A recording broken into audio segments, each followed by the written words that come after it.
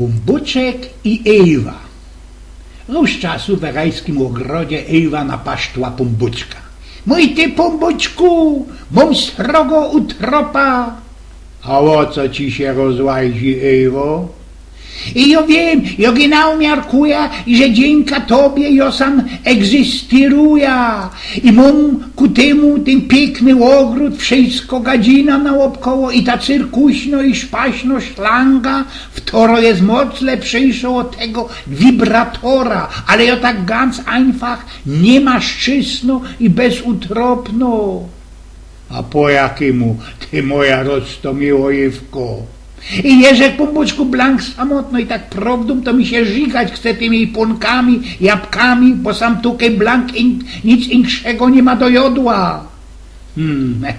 Ewa, toż byda ci musiał stworzyć jakiegoś hopa. A co to jest ten wiosecki hop? Ten hop dziocha będzie naisto filernym stworzeniem i będzie miał ku temu mocka łożkliwych właściwości. Nie będzie poradził słuchać, ani też nie będzie mógł się wczuć wecia. Będzie ale napaszliwym rozparzołkiem, będzie cyganiu machlową i kminiu zdrodzą, zół będziesz miaśniem procne życie. Ale będzie łodciak srokszy, gipszy i bardziej sztramski, festelnie dobry do gewechtu, szarpacki i nagon. Będzie też ale wyglądał i ptowato, kiedy się już o szeroku ocuci, ale od siela nie będziesz już na nic wajać i lamędzić. Ja ci go ugruntuję na taki szymel, co by ci zawdy dawał mocka fizycznego spełnienia i prykolowego wygodzenia. Będzie ci też undeczko jak dziecię.